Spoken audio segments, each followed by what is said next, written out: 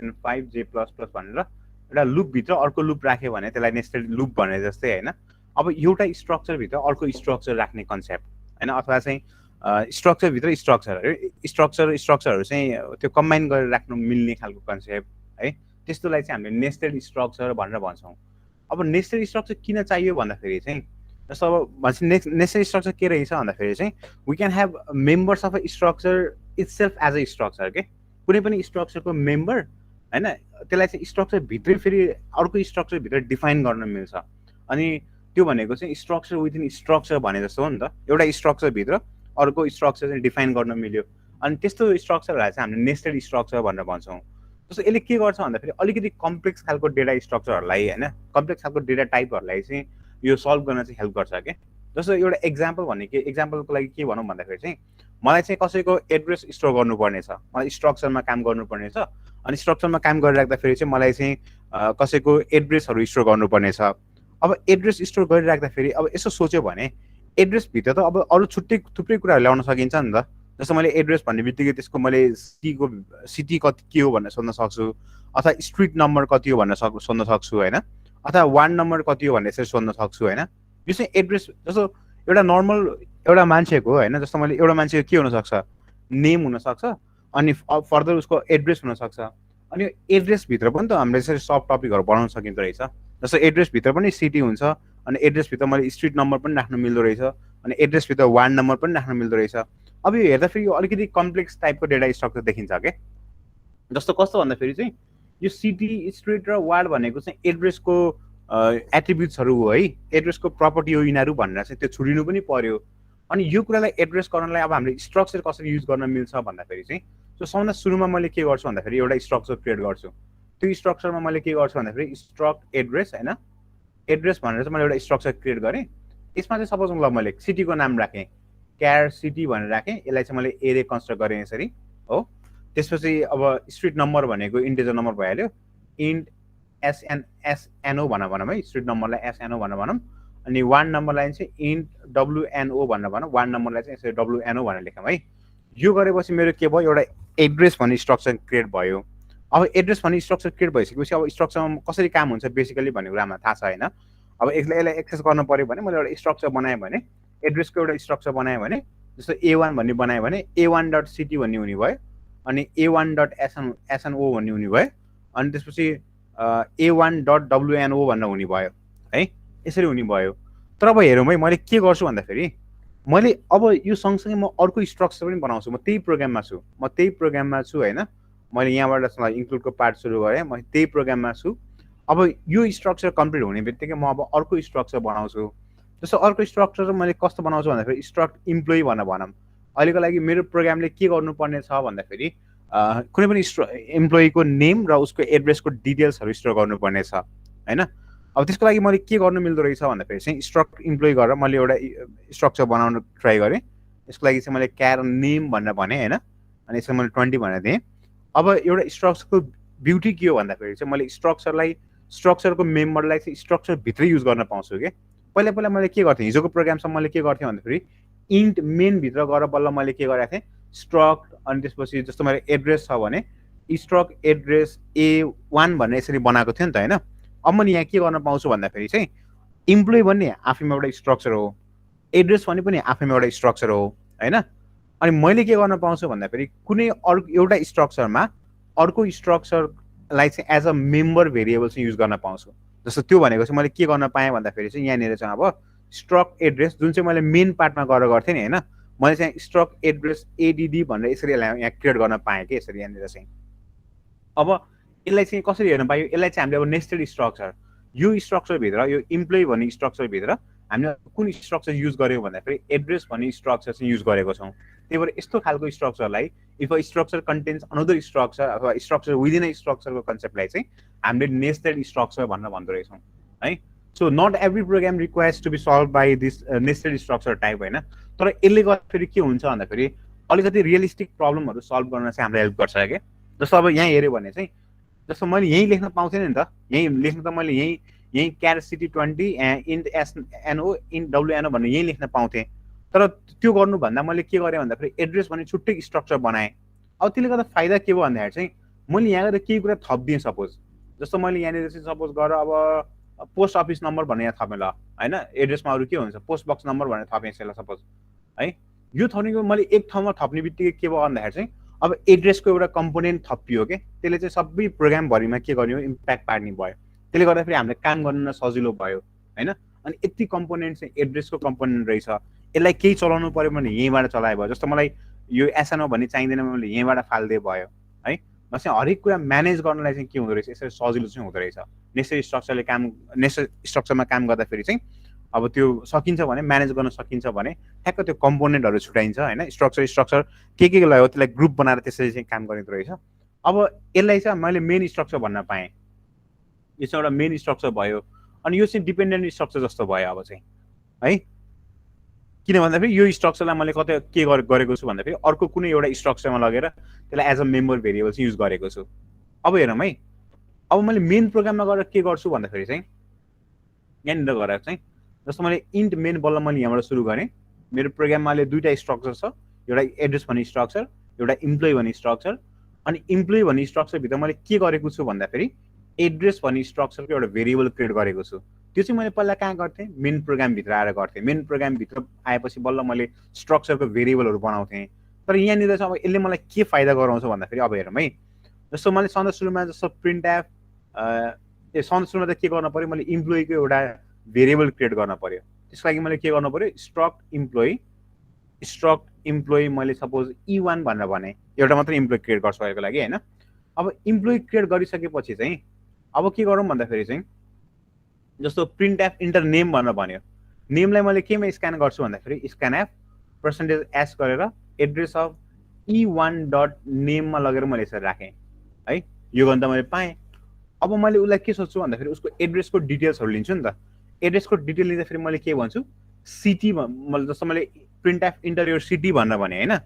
अब सिटी भनेर भन्दाखेरि मैले कसरी के गर्न पाउँछु भन्दाखेरि चाहिँ यहाँ हेर है, स्क्यान एफ सिटी भन्ने बित्तिकै पक्कै पनि %s होला, %s भनेर भन्छु। मैले के भन्छु भन्दाखेरि एड्रेस अफ E1 भित्र गएर E1 भन्ने इम्प्लोइको अब डट एडिडी त्यो भित्रको एड्रेसमा गएर अब यसले कसरी काम गर्छ यहाँ हेर। यो इम्प्लोइ E1 भनेको इम्प्लोइ भन्ने स्ट्रक्चर हो है, इम्प्लोइ भन्नेको भेरिएबल हो। यो E1 डट भनेपछि E1 को भित्र गयो, डट कहाँ जानु पर्यो एडिडीमा जानु पर्यो। अनि एडिडी भनेको आफैमा के हो फेरि एड्रेस भन्ने स्ट्रक्चरको भेरिएबल हो। अनि यो भित्रकोमा कहाँ जानु पर्यो सिटीमा जानु पर्यो भने चाहिँ E1 डट ए डट सिटी गऱ्यो भने अब मैले हानेको भ्यालु चाहिँ कहाँ गएर बस्ने भयो इम्प्लोइ 1 को इन्फर्मेसन चाहिँ त्यसको एड्रेस भित्रको त्यो एड्रेस भन्ने स्ट्रक्चरको सिटी भन्ने त्यो भेरिएबलमा गएर चाहिँ के हुने भयो स्टोर चाहिँ हुने भयो है। जस्तो अब स्ट्रिट नम्बर माग्यो भने चाहिँ printf enter street number भन्यो भने त्यसलाई के गर्नु पर्यो स्क्यान एफ %s भन्यो। अनि त्यसलाई के गर्नु पर्यो एड्रेस %d है sorry %d address of E1 dot एडिडी डट SNO भनेर यसरी चाहिँ गर्नु पर्यो। बस एक्सेस चाहिँ यदि मैले नेस्टेड स्ट्रक्चर बनाएँ भने चाहिँ यसलाई एक्सेस गर्ने तरिका चाहिँ यस्तो रहेछ है। पहिला मैले मेन स्ट्रक्चरको भेरिएबल डट अनि मैले त्यो सब स्ट्रक्चर अथवा डिपेन्डेन्ट स्ट्रक्चरको त्यो मैले बनाएको भेरिएबल डट अनि त्यो भित्र पनि मैले केमा लगेर स्टोर गर्ने हो त त्यसलाई होइन, त्यो त्यसरी चाहिँ राख्नु पर्यो। भनेपछि सीले एउटा प्रोभाइड गर्ने फिचर के रहेछ भन्दाखेरि nesting one structure with another structure होइन, जसको कारणले गर्दाखेरि अलिकति कम्प्लेक्स डेटा टाइप्सहरू चाहिँ बनाउन मिल्छ होइन। त्यस्तो कुराहरूलाई चाहिँ हामीले स्ट्रक्चरभित्रको स्ट्रक्चर भएको कारणले गर्दाखेरि नेस्टेड स्ट्रक्चर भनेर चाहिँ भन्ने गर्छौँ है। अर्को इक्जाम्पल एउटा अब क्विकली अर्को इक्जाम्पल हेऱ्यो भने चाहिँ अर्को इक्जाम्पल के हुनसक्छ भन्दाखेरि चाहिँ जस्तो हेर कसैको मैले जस्तो अब डेट अफ बर्थ होइन कुनै पनि स्टुडेन्टको चाहिँ मैले रेकर्डहरू स्टोर गर्दैछु, मलाई के चाहियो भन्दाखेरि नेम चाहियो होइन, अर्को चाहिँ फी चाहियो, अर्को चाहिँ डेट अफ बर्थ चाहियो सपोज।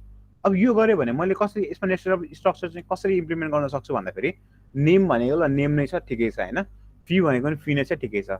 तर डेट अफ बर्थभित्र मैले अझै थुप्रो कम्पोनेन्ट्सहरू बनाउनु मिल्छ नि त। डेट अफ बर्थलाई मैले टुक्राएँ भने जस्तो I can go for day होइन, अनि त्यसपछि अदरवाइज मन्थ, अनि त्यसपछि अनि अर्को चाहिँ इयर भनेर चाहिँ यसरी टुक्राउनु मिल्छ। भनेपछि डेट अफ बर्थलाई चाहिँ डिओबी भन्नेलाई नै मैले एउटा स्ट्रक्चर बनाइदिएँ भने मैले चाहिँ यो काम गर्न अझै सजिलो हुँदो रहेछ। तर मैले काम कसरी गर्ने भएँ भन्दाखेरि यसमा चाहिँ लाइक अब स्ट्रक्ट अब हामीलाई चाहिँ सिधै एक्जाममा चाहिँ अब नेक्स्ट यो क्वेसन सल्भ गर्दाखेरि स्ट्रक्चरबाट सल्भ गर भनेर भन्दाखेरि चाहिँ तिमीले चाहिँ you are not required to use यो नेक्स्टेड स्ट्रक्चर होइन, तर चाहिँ अर्को क्वेसन के हुनसक्छ, explain nested with structure with example भनेको केसमा चाहिँ फेरि त्यो चाहिँ जान्नु पऱ्यो है। खासै केही पनि छैन, जस्तो मैले एउटा एक्जाम्पल सम्झे पुग्छ, मैले एउटा स्ट्रक डेट भन्ने बनाएँ सपोज होइन, डेटमा चाहिँ मैले के गर्छु भन्दाखेरि इन्ट मलाई के चाहिएको, इन्ट डे भन्ने चाहियो मलाई, अनि अर्को चाहिँ मन्थ भन्ने चाहियो, अनि अर्को चाहिँ इयर भन्ने चाहियो। इन्ट डे मन्थ इयर भनेर मैले एउटा स्ट्रक्चर क्रिएट गरेँ। अर्को स्ट्रक्चर चाहिँ मेरो के हुन्छ भन्दाखेरि चाहिँ स्ट्रक स्टुडेन्ट, अनि त्यसपछि यो भित्र मैले के बनाउँछु, उसको चाहिँ क्यार नेम होइन, नेम माग्ने भयो मैले, अनि नेम चाहिँ मैले ओके फाइन यो उस राखेँ। त्यसपछि इन्ट फी हो। त्यसपछि अब के गर्ने भयो भन्दाखेरि चाहिँ यो डेट अफ बर्थ, यो डेट अफ बर्थ त मैले यो स्ट्रक्चरको भेरिएबल युज गरेँ भने मलाई सजिलो हुने भयो, किनकि मैले यो डेटको लागि डे मन्थ र इयर बनाइसकेँ नि त होइन। त्यही भएर मैले यहाँ के गर्छु भन्दाखेरि स्ट्रक, अनि मेरो स्ट्रक्चरको नाम के छ माथिको, डेट भन्ने छ, अनि मैले एउटा भेरिएबल बनाउँछु डिओबी भन्ने भेरिएबल बनाउँछु। अब सकियो है। अब मैले डेटा माग्ने बेलामा कसरी माग्छु, नेम माग्छु, नेमलाई मैले एसआई डट नेममा राख्छु, फीलाई मैले एसआई डट फीमा राख्छु होइन, ठिक छ। तर यो enter day month and year भन्नेलाई मैले कसरी राख्छु भन्दाखेरि चाहिँ SI dot DOB dot day भनेर भन्नु पऱ्यो कि यसरी है, address of SI dot DOB dot day. यसले कसरी बुझ्नु पऱ्यो, एसआई भन्ने स्टुडेन्टको, डिओबी भन्ने स्ट्रक्चरको, डिओबी भनेको डेट अफ बर्थ भन्ने स्ट्रक्चरको अथवा त्यो भेरिएबलको हामीले के एक्सेस गर्नु पऱ्यो भन्दाखेरि चाहिँ डे भन्ने भेरिएबल लगेर त्यो डेटा चाहिँ स्टोर गर्नु पऱ्यो। भनेपछि यसरी चाहिँ नेसेसरी स्ट्रक्चर चाहिँ युज गरिँदो रहेछ है। सो एउटा क्विक एक्जाम्पल चाहिँ गरौँ, अथवा एउटा वाट इज नेसेसरी स्ट्रक्चर भनेर टपिक लेखिराख त, वाट इज नेसेसरी स्ट्रक्चर भनेर।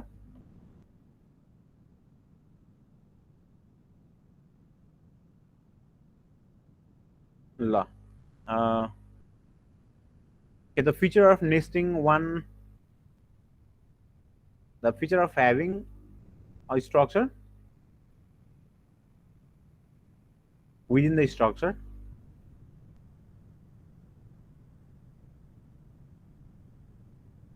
it's called nested structure. The nested structure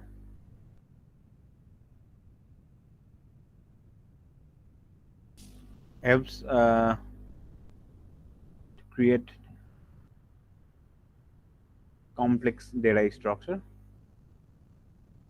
त्यो आफैमा डेट भनेको आफैमा अब कम्प्लेक्स डेटा टाइप हो है, एउटा स्ट्रक्चर कम्प्लेक्स स्ट्रक्चर हो। त्यसमा चाहिँ अब हेर त डेट भन्ने बित्तिकै, जस्तो डेट अफ बर्थ भन्ने बित्तिकै के बन्दो रहेछ, मान्छेको चाहिँ डे मन्थ इयर त्यस्तो कुराहरू चाहिँदो रहेछ। त्यो तिनवटै कुरालाई कम्बाइन गरेर अब हामीले एउटा स्ट्रक्चर क्रिएट गरिदिउँ, अनि त्यसलाई अर्को त्यो स्ट्रक्चरलाई चाहिँ अर्को स्ट्रक्चरमा लगेर एज अ मेम्बर भेरिएबल चाहिँ युज गरिदिउँ होइन, to create complex data types. Okay यो लेखौँ, अनि त्यसपछि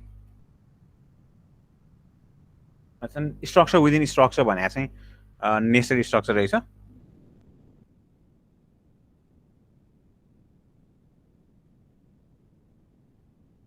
ओके फर इक्जाम्पल एउटा इक्जाम्पल लेख्न ट्राई गरौँ।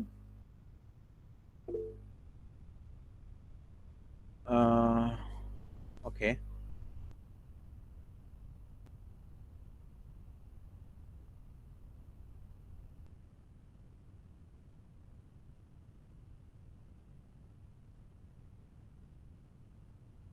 एक्जाम्पलमा चाहिँ सिम्पल ए एक्जाम्पल लेख्दै हुन्छ, स्ट्रक्ट डेट, डेटमा हाम्रो के हुने भयो, इन्ट डे, अनि त्यसपछि मन्थ कमा इयर,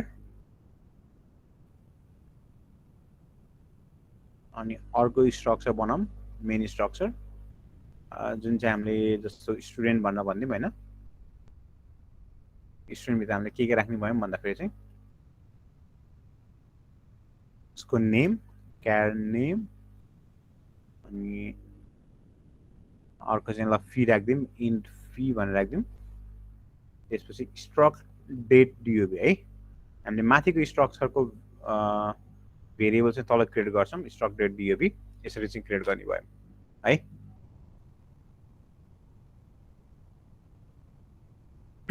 एउटा कम्प्लिट कोड पनि लेखौँ है, यसलाई चाहिँ एउटा कम्प्लिट कोड लेख्न ट्राई गरौँ।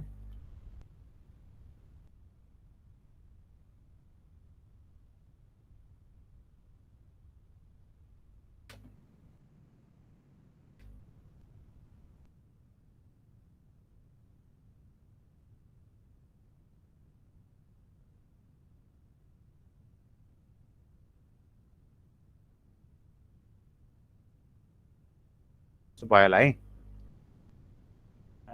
ओके, अब यहाँ हेरौँ, यो कम्प्लिट कोड यहीँ छ है। जस्तो मैले यसमा के गरेको छु भन्दाखेरि चाहिँ जस्तो एउटा डेट भन्ने चाहिँ मैले एउटा स्ट्रक्चर क्रिएट गरेँ हो। त्यो डेटभित्र चाहिँ मसँग डे मन्थ र इयर भन्ने यो भित्रको भेरिएबल्सहरू भयो। अनि अर्को चाहिँ मसँग स्टुडेन्ट भन्ने अर्को स्ट्रक्चर क्रिएट गरेँ, त्यो भित्र चाहिँ नेम र फी भन्ने चाहिँ यो भयो। अनि अर्को चाहिँ मैले के युज गरेको छु, स्ट्रक्चरभित्रै स्ट्रक्चरको एउटा भेरिएबल चाहिँ मैले क्रिएट गरिदिएको छु है। अब हामीले यो भनेको स्ट्रक्चर विदिन स्ट्रक्चर जस्तो भयो, जस कारणले गर्दाखेरि यसलाई चाहिँ हामीले के भन्यौँ, नेसेसरी स्ट्रक्चर भनेर भन्यौँ है। अब यसमा चाहिँ मैले I'm trying to store records for 3 students, त्यही भएर मैले यहाँ 3जना त्यो स्ट्रक्चर भेरिएबलहरू क्रिएट गरेँ यहाँनिर S3 भनेर भनेपछि होइन, एरे क्रिएट गरिसकेपछि अनि लुप कन्ट्रोल गर्नलाई आई भन्ने भेरिएबल युज गरियो है। अब डिटेल माग्दाखेरि चाहिँ मैले चाहिँ अब लुप रन गरेँ, सुरुमा नेम मागेँ। नेम भनेको त सिम्पली SI डट नेममा, किनकि स्टुडेन्टको नर्मल टाइपको भेरिएबल हो यो भनेको चाहिँ, यसमा SI डट नेम गरे भयो। फीलाई पनि SI डट फी भनेर भने भयो है। अब डे माग्दाखेरि इन्टर डेट अफ बर्थ भन्दाखेरि सधैँ सुरु मैले डे मागिरहेको छु यहाँ। अनि यो डे माग्दाखेरि यो डे भनेको त केमा छ हेर त, डे भनेको त तिम्रो डेट भन्ने स्ट्रक्चरमा छ। अनि फेरि डेट भन्ने स्ट्रक्चर मैले यसको मेम्बर कहाँ बनाएको छु भन्दाखेरि स्टुडेन्टभित्र आएर बनाएको छु है। अनि स्टुडेन्टको मेम्बर कहाँ बनाएको छु, मेन प्रोग्राममा यसरी आएर बनेको छ, S1 S2 S3 sorry S0 S1 S2 भनेर बनेको छ। त्यही भएर अब के गर्नु पर्यो भन्दाखेरि चाहिँ इन्टर डे भनिसकेपछि S0 भन्ने स्टुडेन्टको DOB भित्र गएर हो, अनि त्यो भित्र गएर काम गरेर बस्नु पर्यो, त्यो भ्यालु चाहिँ डेमा गएर बस्नु पर्यो। मन्थ भन्यो भने चाहिँ मैले त्यो भ्यालु S0 भन्ने स्टुडेन्टको DOB भित्र गएर अनि त्यो भ्यालु चाहिँ केमा बस्नु पर्यो, मन्थमा गएर बस्नु पर्यो। अनि इयरको पनि त्यही भयो। यति पार्ट गरिसकेपछि अब 3जना स्टुडेन्ट्सहरूको रेकर्डहरू चाहिँ के हुने भयो भन्दाखेरि चाहिँ त्यो स्ट्रक्चरमा गएर त्यो सबै जहाँ जहाँ गएर बस्नुपर्ने हो त्यो ठाउँमा गएर चाहिँ बस्ने भयो है। अब मलाई प्रिन्ट गर्न पर्यो, त्यही रेकर्ड प्रिन्ट गर्न पर्यो भने मैले सिम्पली के गर्छु, नेमहरू निकाल्न त खासै गाह्रो छैन, किनकि यो नर्मल खालको भेरिएबल छ। स्ट्रक्चरको त्यो भेरिएबल डट नेम अनि स्ट्रक्चरको भेरिएबल डट फी गऱ्यो भने आइहाल्छ। तर यो डेट अफ बर्थहरू निकाल्दाखेरि के गर्नु पर्यो, त्यसलाई ख्याल गर्नु पर्यो है। मैले के गर्नु पर्यो, S0 भन्ने स्टुडेन्टको DOB भित्र गएर त्यहाँबाट डेको भ्यालु निकाल्नु पर्यो है। अनि same for month and same for year है, यसरी चाहिँ गर्नु पर्यो। Let's see if it runs or not, I don't know. Okay, काम गरिरहेको रहेछ है। जस्तो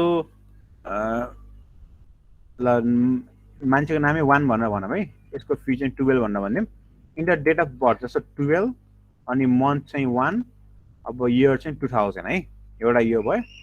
अनि अर्को चाहिँ सपोज 2 भन्ने छ मान्छेको नाम, यसको फी चाहिँ 15 होइन, 5 मन्थ चाहिँ 1 अनि 2012 है।